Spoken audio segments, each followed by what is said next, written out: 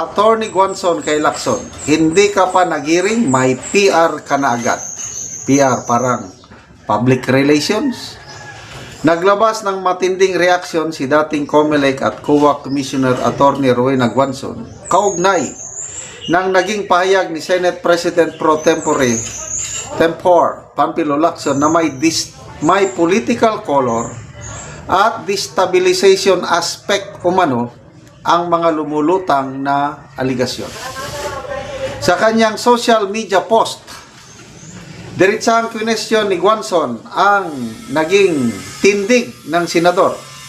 Lalo't ito ang namumuno sa Senate Blue Ribbon Committee na nagsasagawa ng mga investigasyon hinggil sa korupsyon sa gobyerno. Hindi ka pa nga naghihiring, may PR ka na agad, Mari ko. Bakit niya tinawag na Mari? Ano ba yan? Torne, lalaki man yan. Diba dapat pari ko? Bakit Mari? Dagdag pa niya, hindi ba dapat iniiwasan mo magbigay ng ganitong pahayag? O nga, lalo na't ikaw ang chairman ng Blue Ribbon na nag-iimbestiga ng korupsyon sa gobyerno.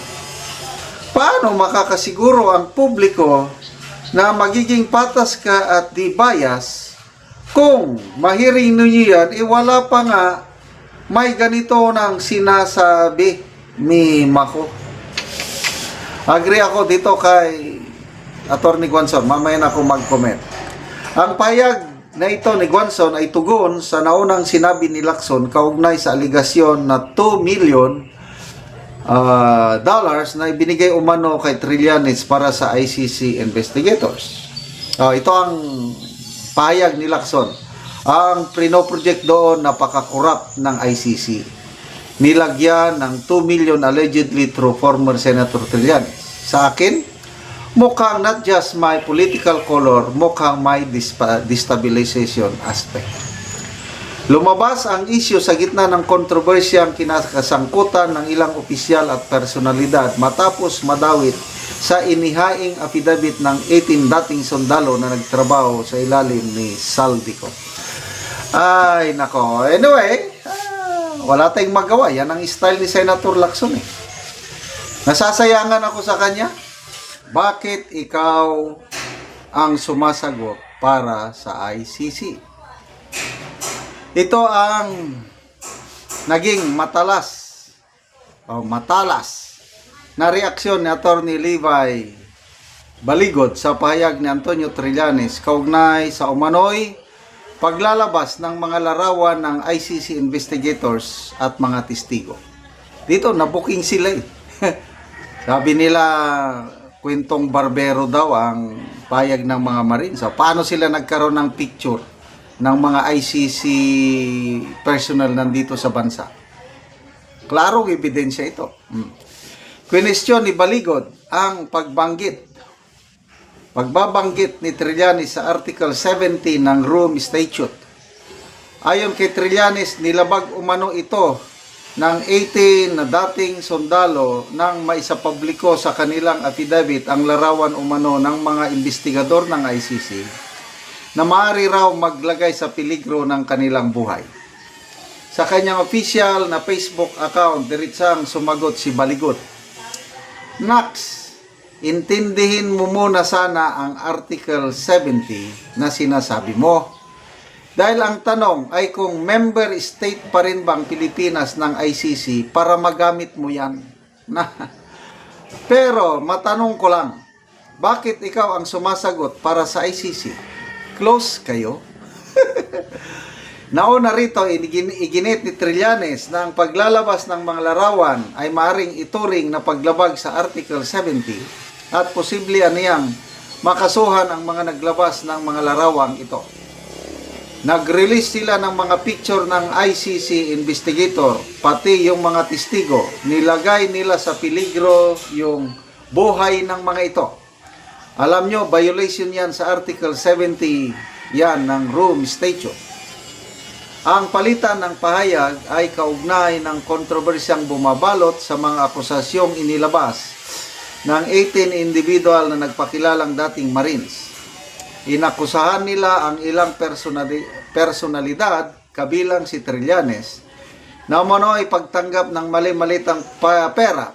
Partikular si Trillanes na umano ay tumanggap ng $2 million upang tumulong at mapadali sa investigasyon ng ICC laban kay dating Pangulong Rodrigo Duterte.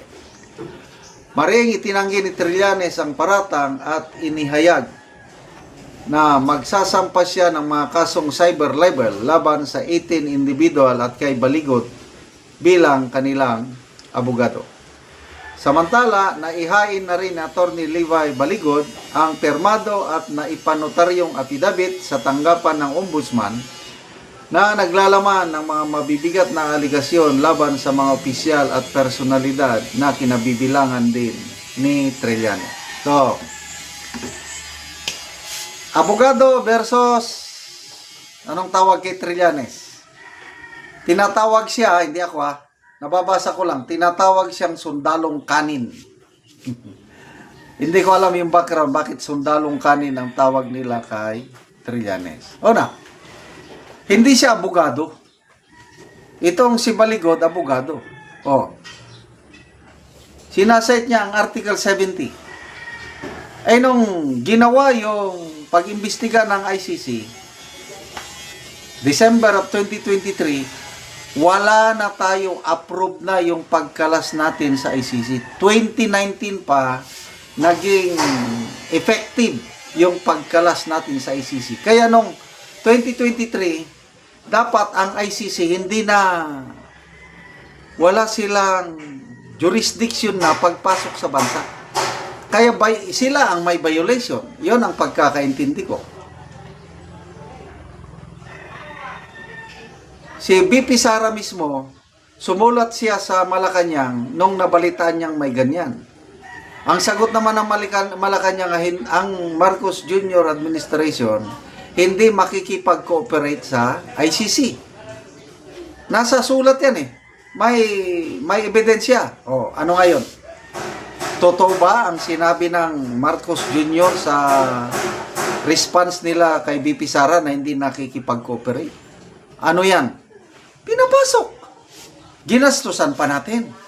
Mali-malit ang pera galing kay Saldico, binigay kay Trillanes, at yun ang ginastos ng ICC. Pag-imbestiga. Ngayon, dahil sa pasikreto nilang pag-imbestiga, nandun nakakulong ang ating Tatay Digong. Na halos maiyak-iyak ako.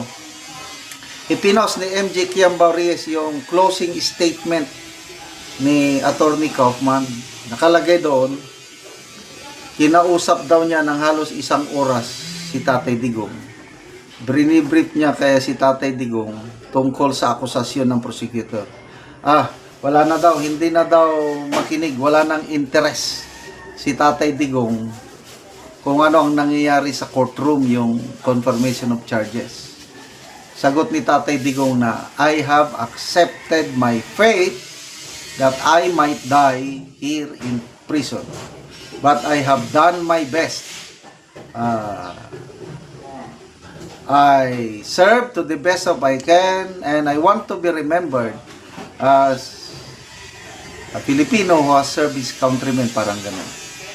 Bahalang mamamatay na ako dito, basta gusto ko lang maalala ko ng kapwa ko Pilipino na kung ano ang ginawa ko. Maiyak-iyak ako na totoo. To me, he is the best president. Ilang presidente na ang naabutan ko, nagsimula magsaysay. Naabutan ko na yan, magsaysay, Marcos Sr., Cory, Ramos, Estrada, Arroyo, Pinoy, Duterte, pangsyam na ito. Sa experience ko, ang pinaka-the best sa kanilang lahat si Tatay Digong. At siya pa ang nagdurusa doon. Siya pa ang may posibilidad na mamamatay na lang sa prison. But wag po tayong mawala ng pag-asa, mga kapwa ko DDS. Let's continue to pray. Walang imposible sa Diyos. Okay?